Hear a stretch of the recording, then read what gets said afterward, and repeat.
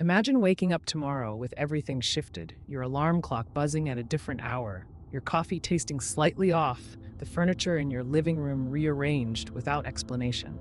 Even if nothing harmful has happened, your body tightens, your breath shortens, and you're already looking for clues. Why is this happening? Who moved my things? Can I get back to how it was? It's almost comical, isn't it?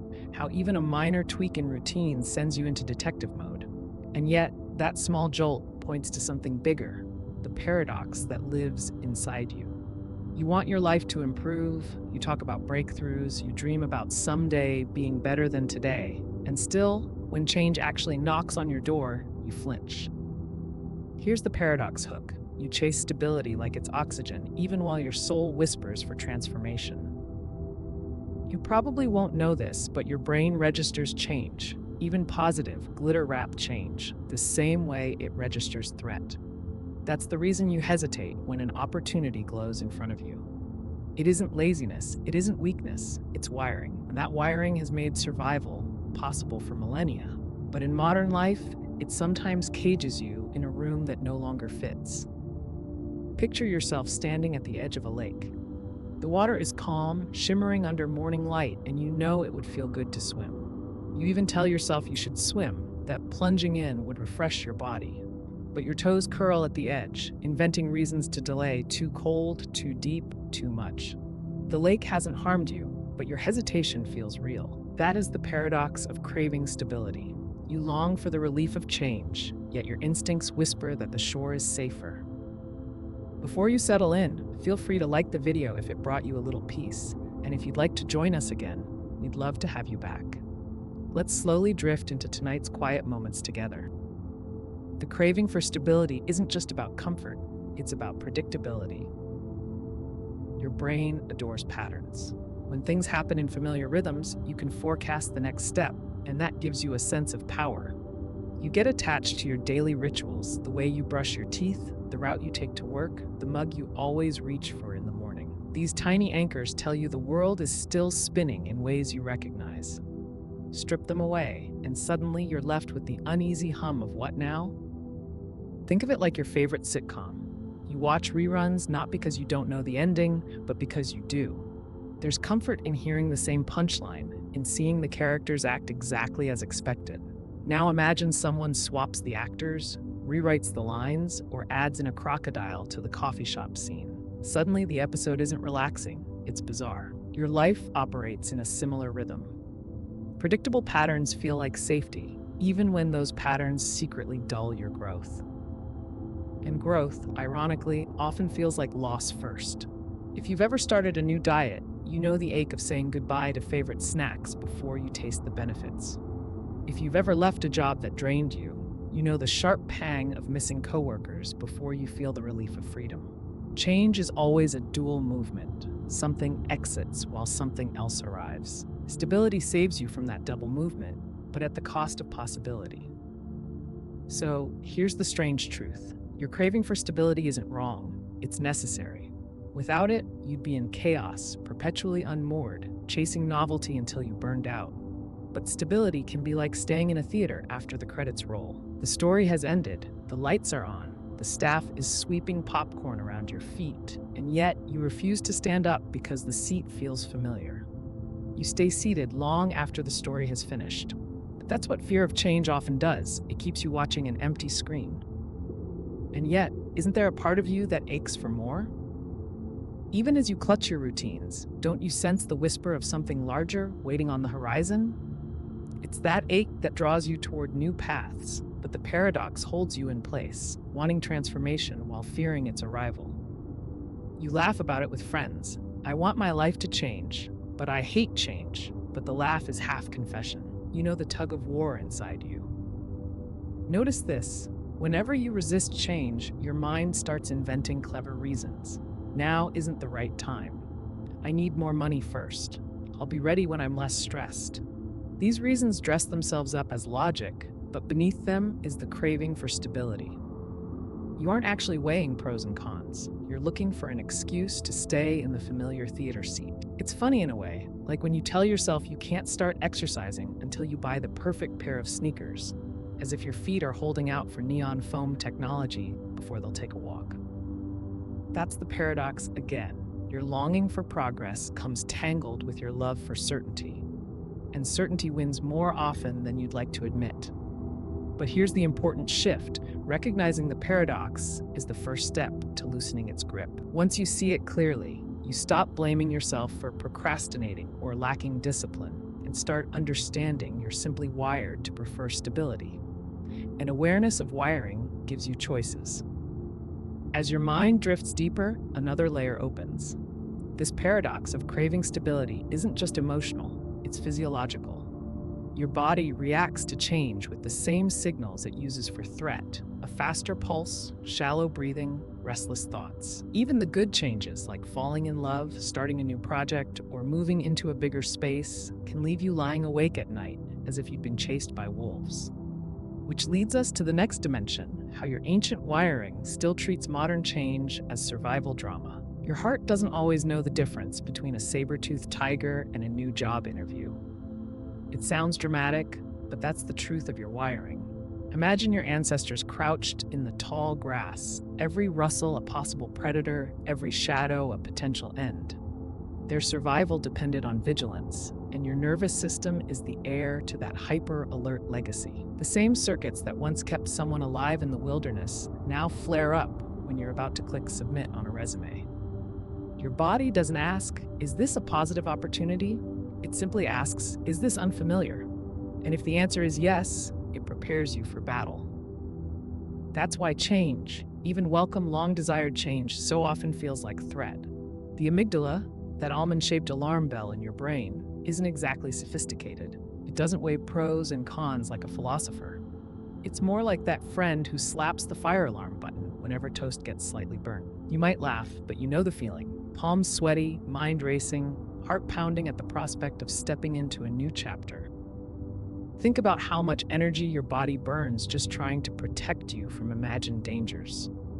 You rehearse conversations you'll never have. You picture outcomes that never arrive. You lose sleep planning for catastrophes that remain stubbornly fictional.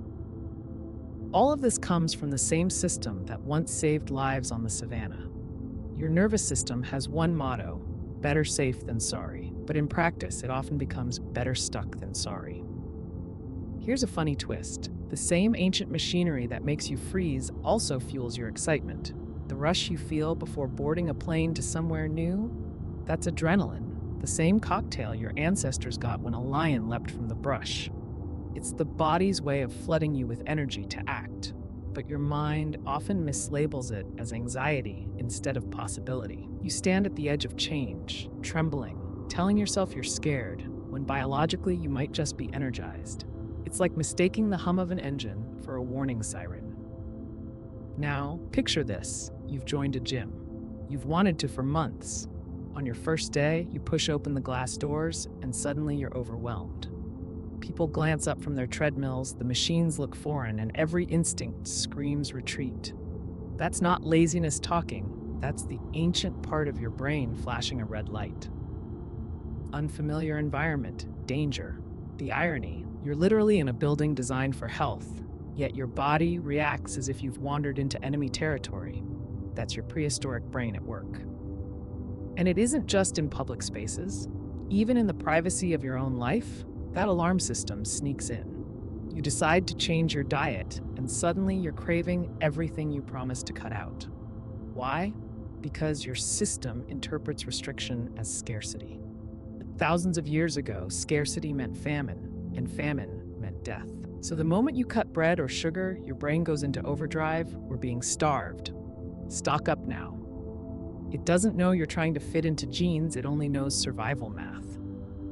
It's almost comedic when you step back. You want to evolve, and your brain, like an overprotective parent, keeps yelling, "Don't leave the cave," even though there's Wi-Fi and coffee shops outside.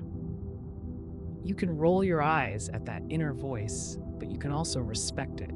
Because without that protective wiring, you wouldn't even be here. Every ancestor who ignored it too often probably didn't make it far enough to pass on their genes.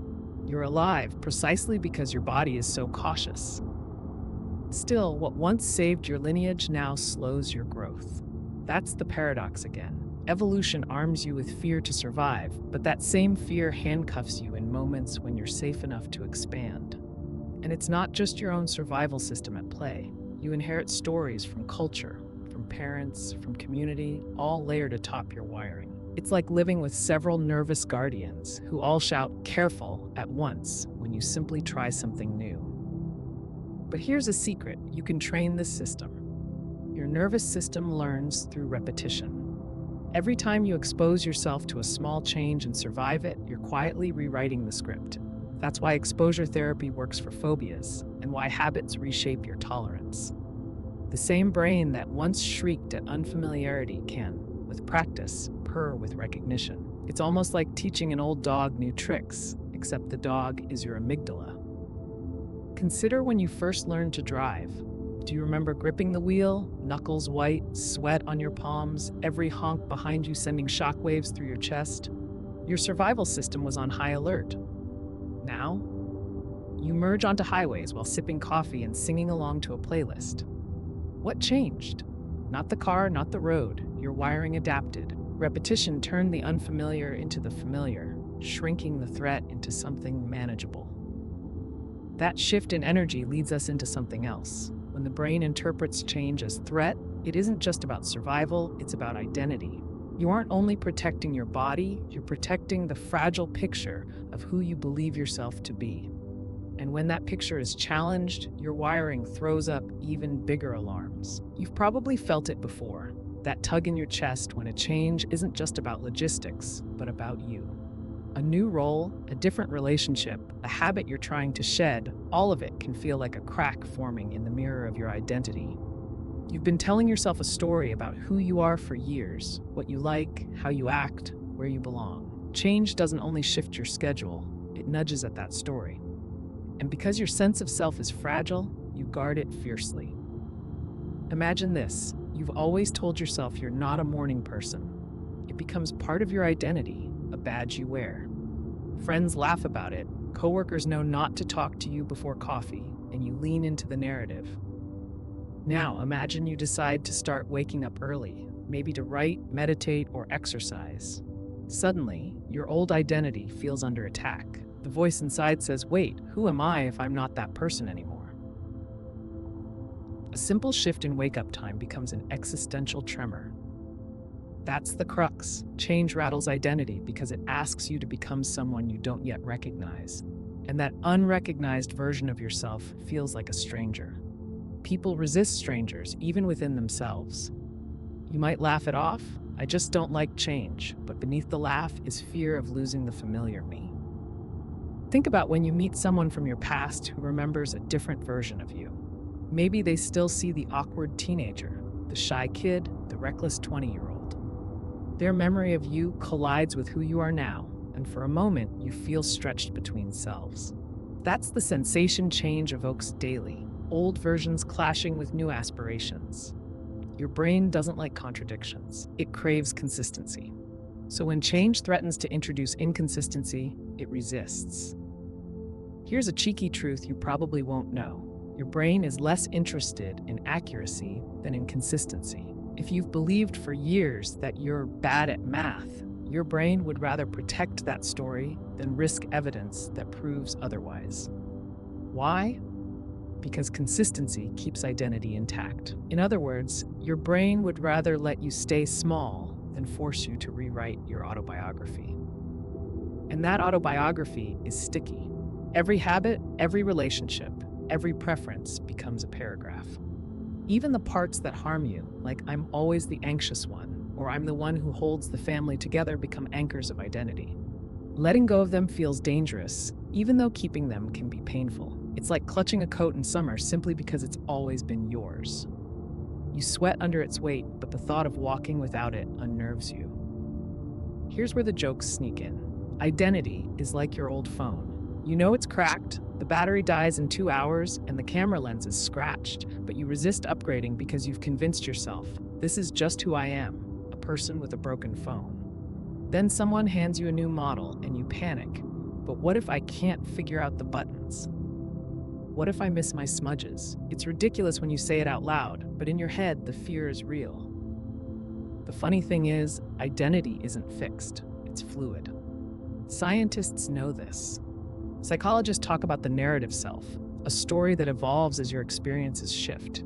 But you often treat identity like it's carved in stone. You forget that the you from 5 years ago already feels like a stranger in certain ways. If you can look back and cringe at your old haircut, old beliefs, old playlists, then why do you fear change now? You've already been changing all along. The deeper fear isn't about growth, it's about grief. Every new version of you requires mourning an old one. You might not realize it, but when you leave behind a habit or role, there's a little funeral happening inside. When you quit a job, you bury the version of yourself who knew that desk, that inbox, that coffee break routine. When you end a relationship, you bury the shared identity you carried together. And grief, even in small doses, is hard to face. So your brain says better not to change at all, better to keep the identity intact, even if it hurts. And yet, haven't you noticed? The versions of you you've buried made room for richer ones. The you who believed you could never survive heartbreak, they're gone, and you did survive. The you who thought public speaking was impossible, gone, replaced by someone who can manage it, even if you still sweat a little. Every new layer of identity proves that the old one was never permanent. And still, the fragile self resists, clinging to whatever mask feels safest today. As your mind drifts deeper into this thought, you realize something. Protecting identity isn't really about honesty, it's about safety. Your nervous system still equates different with danger. If you admit you're capable of change, you also admit the world is less predictable than you thought. And unpredictability is uncomfortable. So you build little fences. This is who I am. This is what I do. The fences keep you steady, but they also box you in. Here's the whisper beneath it. You are not your fences. You're not even the coat you wear or the cracked phone you cling to. You're the one choosing, rewriting, grieving, becoming. But you rarely slow down long enough to notice. You resist change because it makes you notice. And noticing opens you to possibility and to vulnerability. That fragile dance between identity and change leads us to the next turn, control. Because once you feel your identity wobble, you grab harder at the wheel. You want to steer, to command, to keep life neatly inside the lines you've drawn. And yet, control itself is another illusion. Control. You grip it like the steering wheel on a slick night, knuckles pale, eyes wide, certain that if you just hold on tighter, you'll stay safe. Change threatens that grip. It doesn't matter whether the change is moving to a better apartment, starting a dream project, or finally admitting you're worthy of love. The moment something shifts, it feels like your hands are being pried off the wheel. And what happens when your steering wheel is tugged away? You panic, because somewhere deep inside, you've equated control with survival. Let's be honest, you don't actually control as much as you think.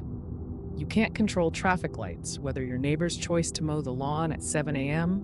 or the way your heart sometimes skips a beat. Yet in daily life, you construct little illusions of control. Calendars, to-do lists, routines, rituals. These structures whisper, see? You're in charge. And when change barges in, it tears up the script. Suddenly, the whisper goes silent and you're left staring at the truth. You're never fully in control, only dancing with uncertainty. But here's where it gets strange. You don't just crave control over events, you crave control over outcomes. You want guarantees. If you quit this job, the next one better be perfect. If you open your heart to someone, they better not leave. If you start this project, it better succeed. Change, however, never signs a contract with you. It only says step forward and trust. That trust feels like free fall. So instead of leaping, you stay put, hands glued to a wheel that was never connected to the engine in the first place. It's kind of funny when you think about it, like a kid with a toy steering wheel in the back seat, turning it wildly while the real car moves on its own. You feel the rush of control, but the truth? You're being carried, always. Change only reminds you of that. Here's a playful reality check. You probably won't know this, but studies show people feel safer driving than flying, even though flying is statistically far safer. Why? Because behind the wheel, you feel in charge. In a plane seat, you surrender to a stranger in the cockpit.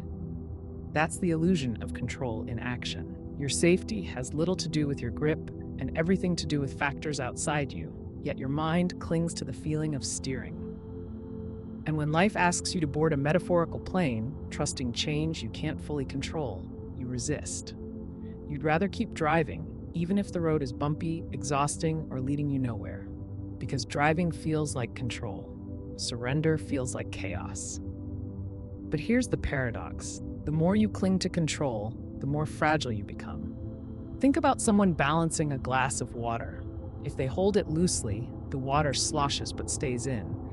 If they clutch it tightly, every step becomes stiff, every ripple a disaster waiting to happen. Life is that glass. The tighter you grip, the easier it is to spill. And here's where the jokes slip in. Trying to control change is like yelling at your phone to load faster while still using the same weak Wi-Fi. You can scream, you can shake it, you can even restart the app, but unless the connection shifts, nothing happens. Control is sometimes nothing more than a loud performance with very little result. This isn't to say you have no agency. You do. You shape habits, make choices, decide your responses. But agency and control aren't the same. Agency is the art of dancing with what arrives. Control is the fantasy of dictating every note of the music. When change plays a new tune, agency lets you sway. Control makes you stomp your feet in protest. Which one feels more alive? And here's the part that stings a little. Resisting change out of a need for control doesn't just keep you safe, it keeps you small. You avoid risks, but you also avoid rewards. You dodge pain, but you also dodge joy. You protect your steering wheel, but you never really move. Imagine holding a map of places you want to see, but never stepping outside because you can't guarantee perfect weather. That's what control does. But haven't you also noticed? The most magical things in your life probably came from moments where you weren't in control. Falling in love, meeting a friend by chance, landing in a job that wasn't part of the plan, discovering a hobby that lit you up. None of it was scripted. None of it was commanded. You were carried, and it changed you. That's the proof that surrender isn't always loss. Sometimes it's the doorway to expansion. The challenge is remembering this when change is knocking. Your survival brain whispers, grip tighter, don't let go, while your deeper self whispers, loosen, trust, open. Which voice do you feed? As your mind leans into this tension, notice how it connects to where we're going next. Because control isn't only about steering outcomes, it's also about staying in the zones. You know, the places where the illusion of safety is strongest. You call them comfort zones. They feel like cozy blankets, but they're also invisible traps. Comfort zones. They feel so soft, don't they? Like sliding into your favorite hoodie, knowing exactly how it fits, how it smells, how it warms you. Comfort zones are the psychological equivalent of that hoodie, predictable, familiar, reliable. You've built them from years of habits, preferences, and little rituals, and they whisper, stay here. You're safe here. And honestly, they're not wrong. But here's the catch. Safety can quietly harden into stagnation. What protects you can also confine you. Imagine a goldfish in a bowl. The bowl is clean, the water is changed, the food drops on schedule. It's comfortable, but the fish will never grow beyond what the bowl allows. That's your comfort zone in action. It feeds you, shelters you, but it also limits your expansion. You might look out at the ocean and think someday, but the bowl feels too reassuring to leave. It's almost comic how loyalty to comfort zones sneaks into daily life. You sit at the same spot in a cafe, even if other tables have better light. You order the same dish at your favorite restaurant, not because you don't like variety, but because you don't want to waste the chance on something unfamiliar. You even scroll the same apps at the same times, in the same order, like a ritual of digital comfort food. Familiarity soothes even when it bores. Here's a little joke. Comfort zones are like Netflix recommendations. You tell yourself you want something new, but when the suggestions appear, you end up watching The Office for the 15th time. Why? Because you know the punchlines already, and laughter without surprise feels like safety. That's how comfort zones trap you, by disguising repetition as choice. And yet, haven't you felt it? That creeping restlessness, the sense that something's missing even though everything's fine? That's the whisper of growth pressing against the bowl. It's your deeper self saying, this isn't dangerous, but it isn't alive either. Comfort zones protect you from pain, but they also numb you to possibility. You probably won't know this, but neuroscientists have found that your brain releases dopamine when you try something new, not just when you succeed, but when you attempt. Novelty itself is rewarding. Yet most people resist novelty because it risks discomfort. You trade a natural joy for predictable calm. You pick numbness over nervousness, even though nervousness can be the first spark of transformation. Think of your comfort zone like a room with a dimmer switch. It's cozy, warm, softly lit. But over time, the light grows dimmer. Your eyes adjust so you don't notice at first. Then one day, you catch a glimpse of brighter light under the door, and suddenly you realize how dark it's become inside. Stepping out is scary. The brightness stings at first, but it's also invigorating. Of course, stepping out doesn't always mean dramatic leaps. Sometimes it's micro shifts. Sitting in a different chair at the cafe, saying yes to an invitation you'd normally dodge, taking the scenic route home instead of the fastest one.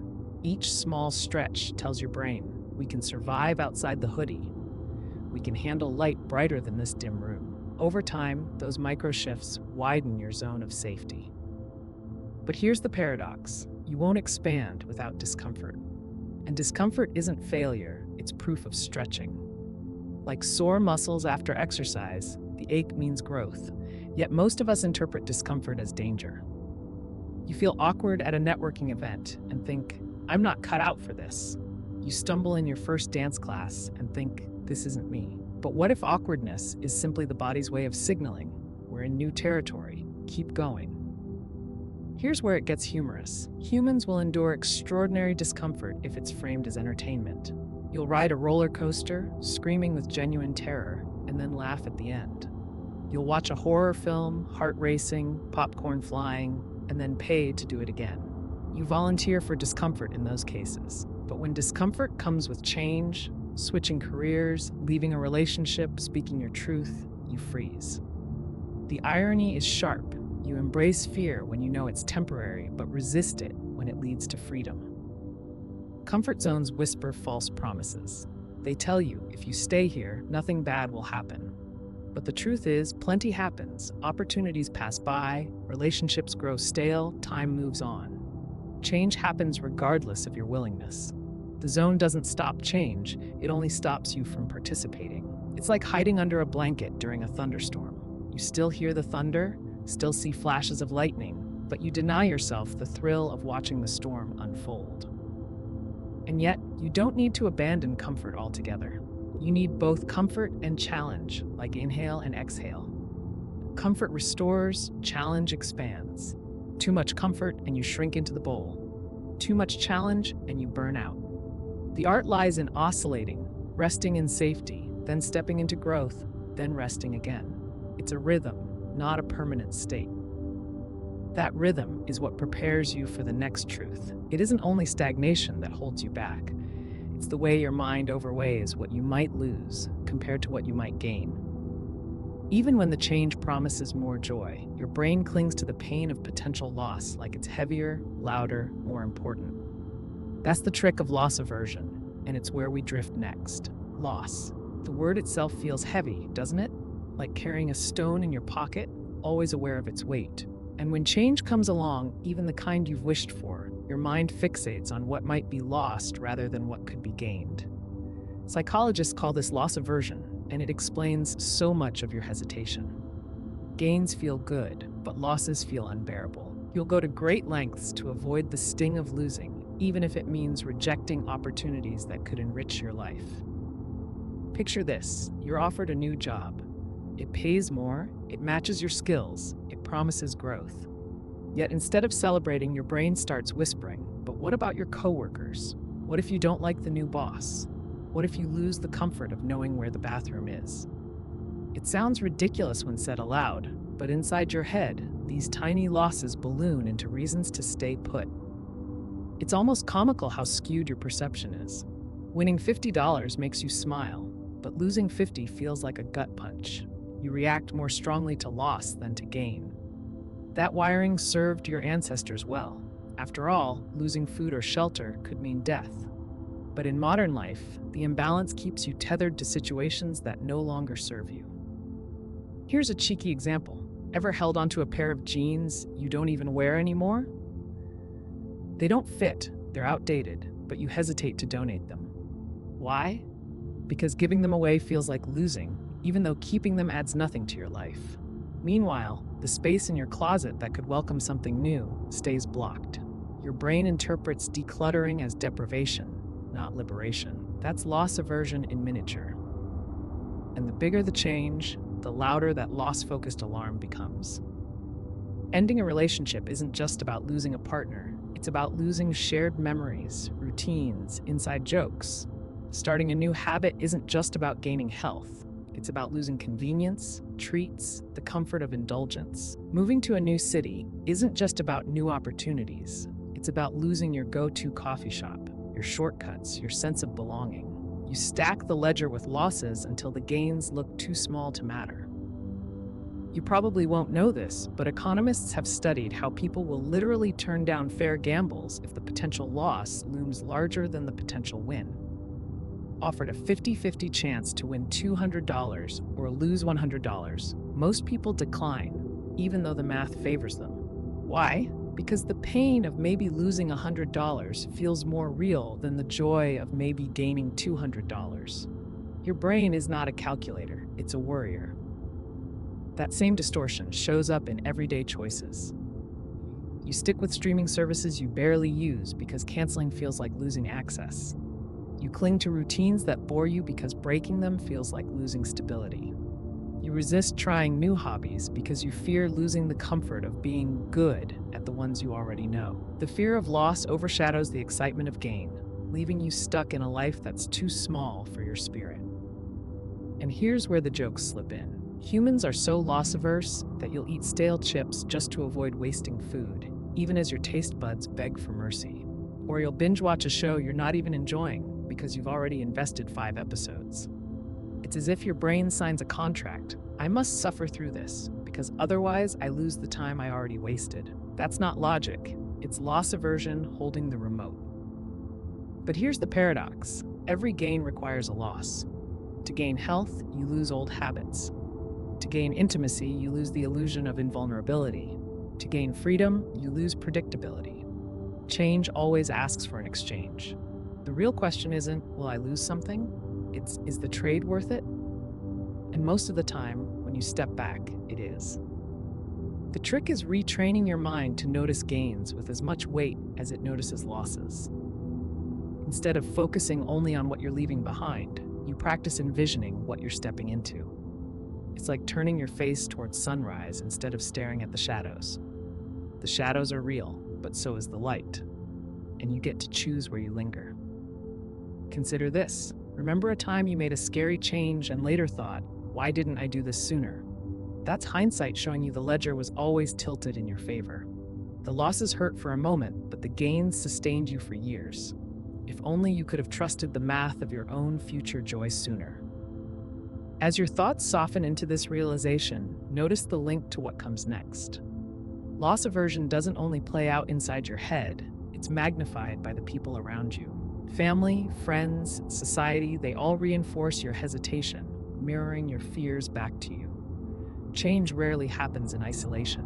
You live inside networks of influence, and those mirrors can make resistance even stronger. Look around you. The faces closest to you often reflect back not just who you are, but who they expect you to remain.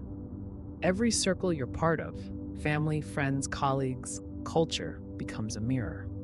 And mirrors, as you know, can be tricky. They don't always show your truest self. They show the version that fits the story everyone's used to seeing. When you start to change, those mirrors wobble, and people don't like when their mirrors wobble. Imagine telling your family you're leaving the career they've always bragged about. Their pride turns into worry, maybe even disappointment. Not because they want to limit you, but because your shift shakes their own sense of certainty.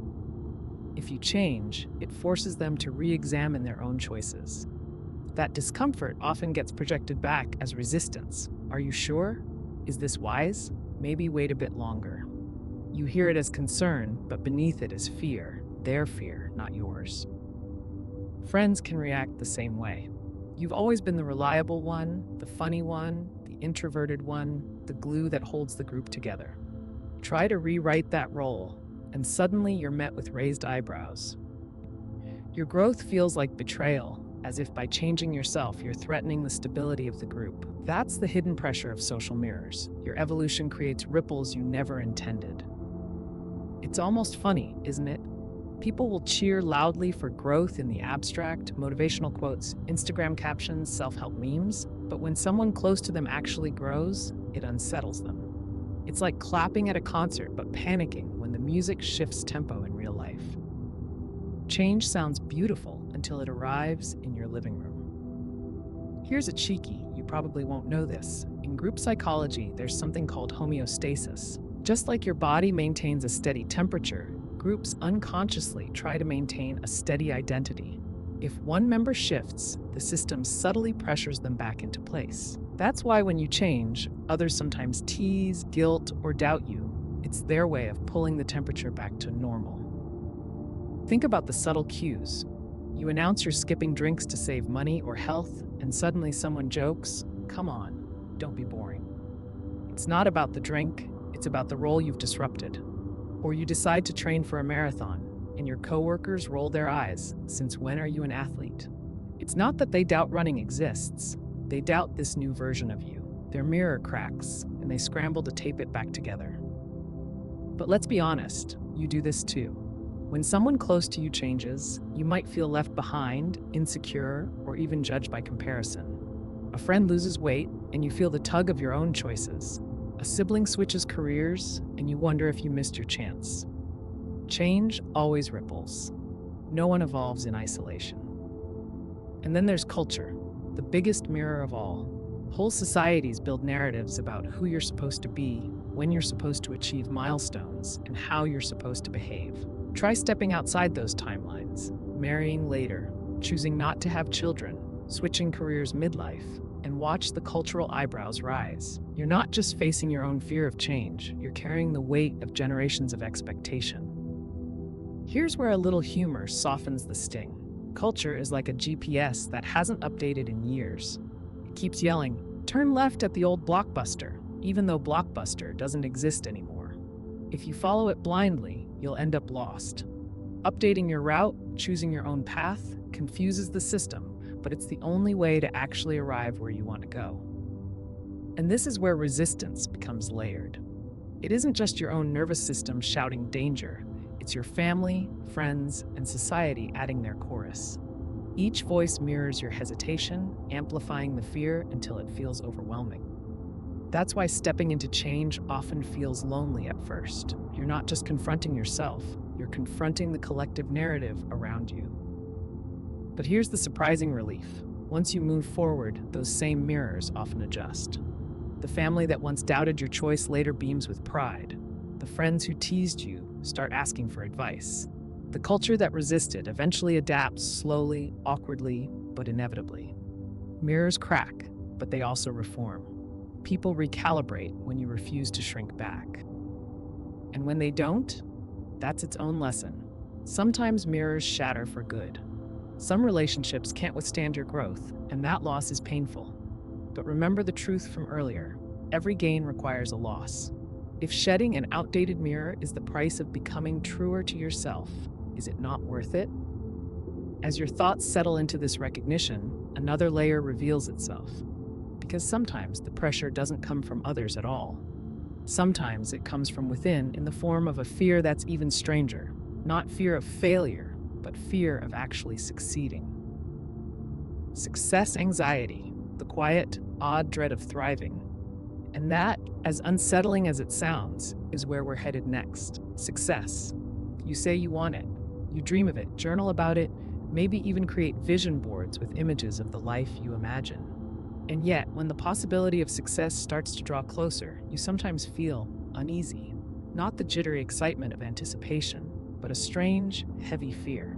This is success anxiety, the fear of actually thriving once change takes root. It sounds absurd at first. Why would you fear the very thing you've been chasing? But if you listen closely, you'll notice the whispers. Think of it like standing at the base of a mountain. You've fantasized about climbing it, pictured the view from the top, even bought the gear. But as soon as you start climbing and realize you might actually make it, the questions creep in. What if I don't belong up there? What if the air is too thin? What if once I arrive, I can't stay? Success, in its own way, feels like exposure. Everyone can see you. Everyone has expectations. And with visibility comes pressure.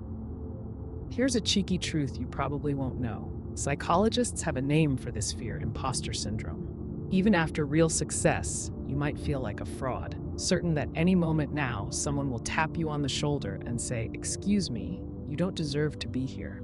That feeling can make the climb scarier than the struggle at the bottom. And it's not just about worthiness. Success demands responsibility. A promotion means more eyes on you. A new relationship means showing up consistently. A healthier lifestyle means sustaining new habits. You're not only afraid of reaching the top, you're afraid of the work required to stay there. It's like suddenly owning a mansion after living in a studio apartment. At first, it's thrilling. Then you realize, who's going to clean all these rooms? Here's where the jokes sneak in. Humans are funny creatures. You'll sabotage yourself out of fear of thriving.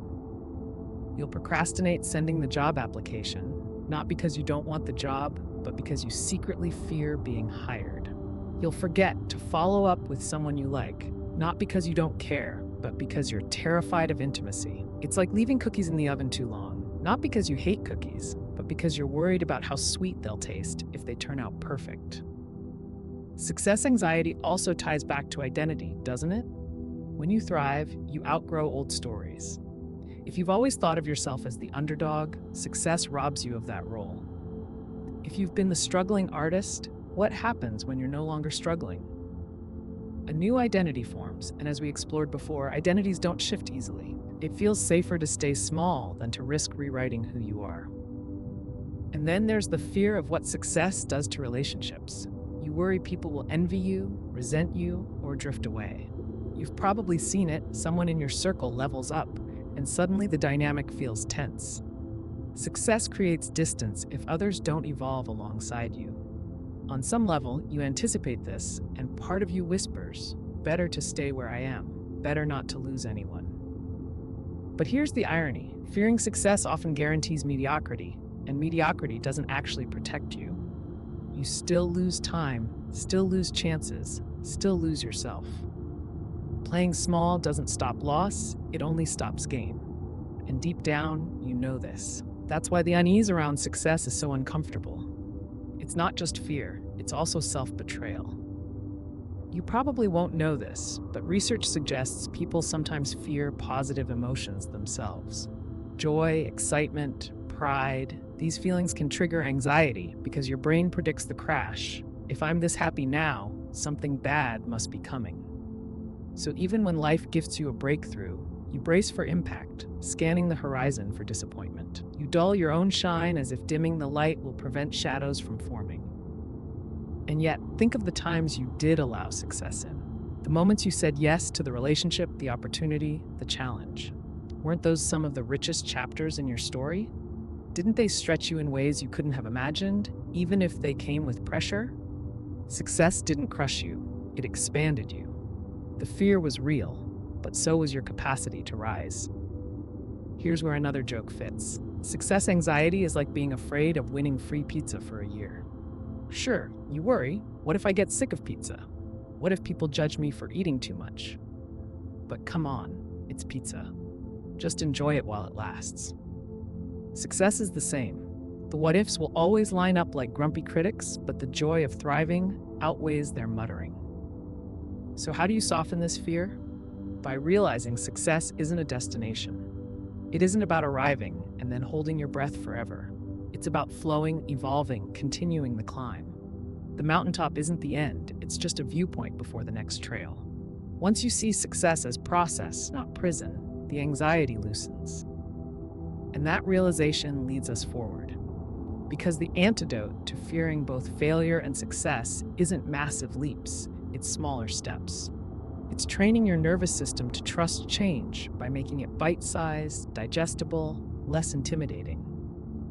That's how you bypass fear and rewire your relationship to progress. That's where we're heading next. Small steps.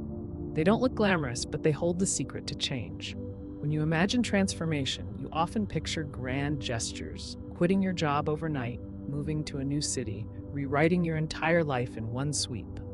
But those leaps trigger panic because your nervous system, as we've seen, equates unfamiliarity with threat. That's why big, sudden changes often fizzle. You're trying to sprint when your body only knows how to walk.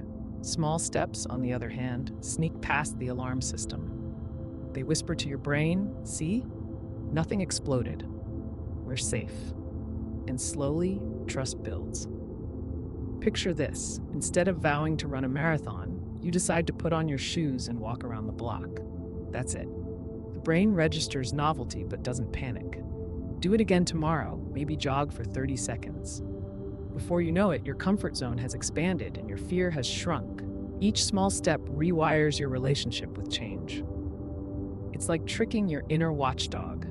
If you try to haul a couch past it, the dog barks like mad. But if you tiptoe by with one cushion at a time, it barely notices. Small steps are those cushions, quiet, consistent, non-threatening. They build momentum until one day you look back and realize the whole couch is gone. Here's the cheeky truth you probably won't know. Your brain's dopamine system loves progress more than achievement. That little hit of "I did something" often feels stronger than the final victory.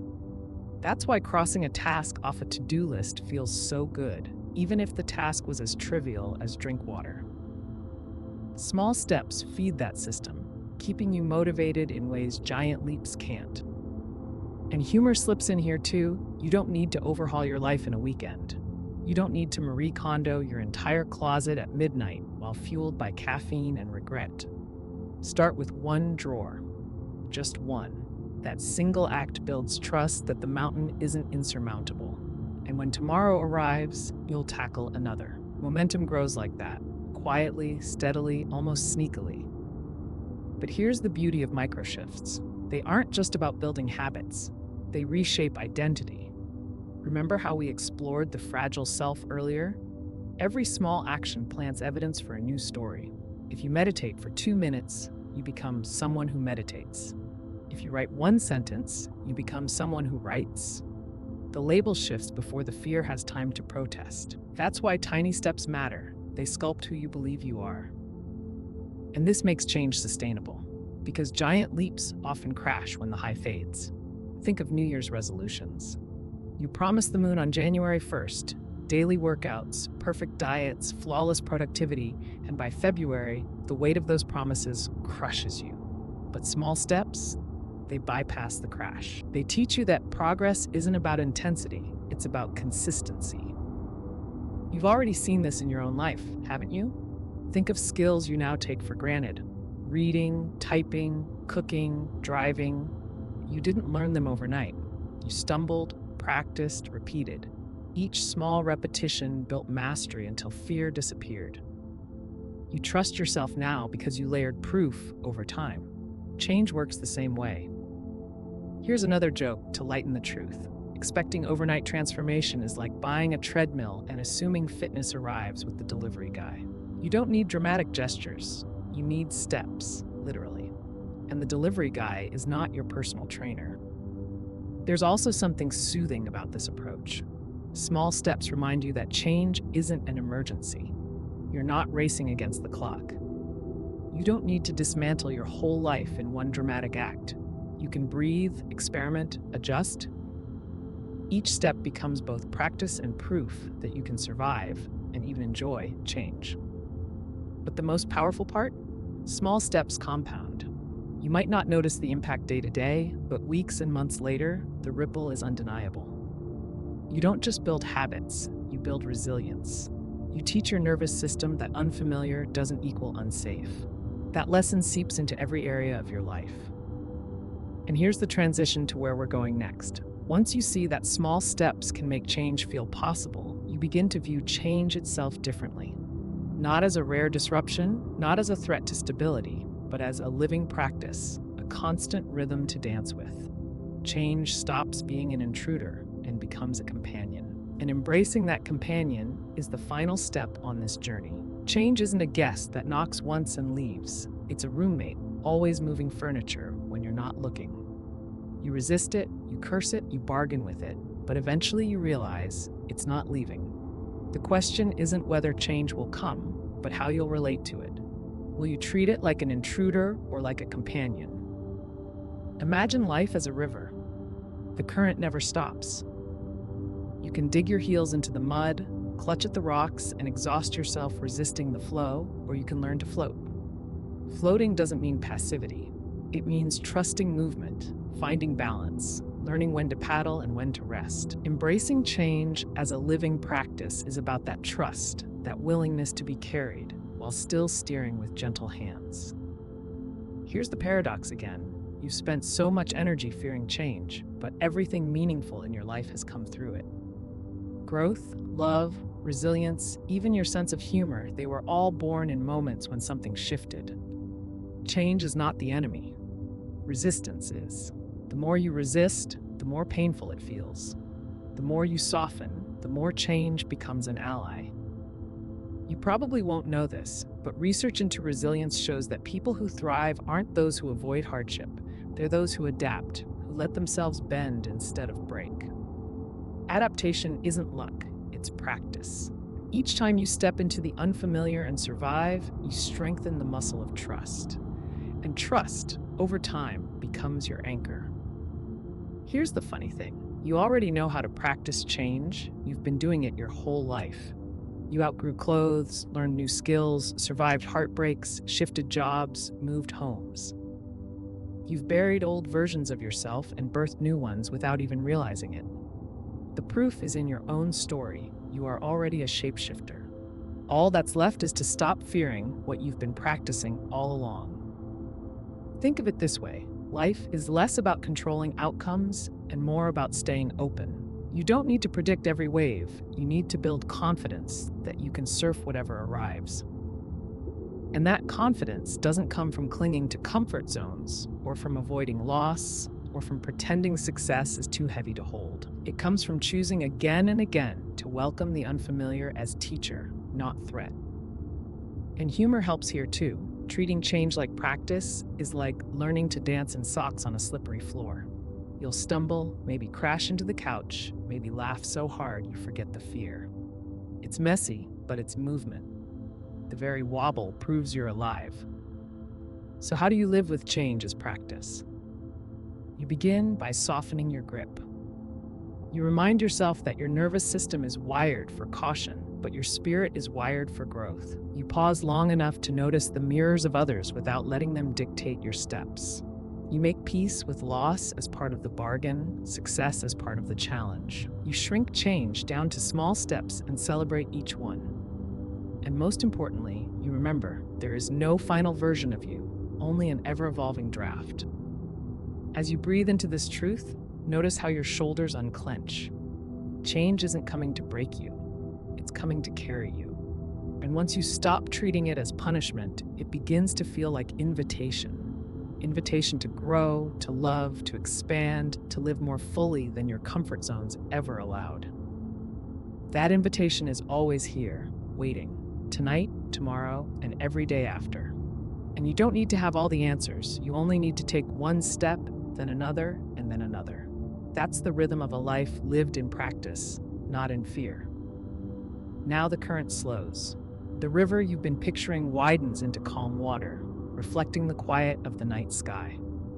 You don't need to paddle anymore. You can rest, floating, letting the rhythm carry you. All the talk of fear, of mirrors, of comfort zones and losses, it softens now, like echoes fading in the distance. What remains is a gentle truth. You've been changing all along, and you'll keep changing, and that's not something to resist, it's something to honor. Let your mind wander back through the stories you've lived. The first time you took a risk. The first time you let go of something that no longer fit. The first time you surprised yourself by surviving what you thought you couldn't. Those weren't accidents, they were proof. Proof that you can bend, adapt, and still remain whole. So as you lie here now, listening to the quiet, you don't need to plan or predict. You don't need to tighten your grip on tomorrow.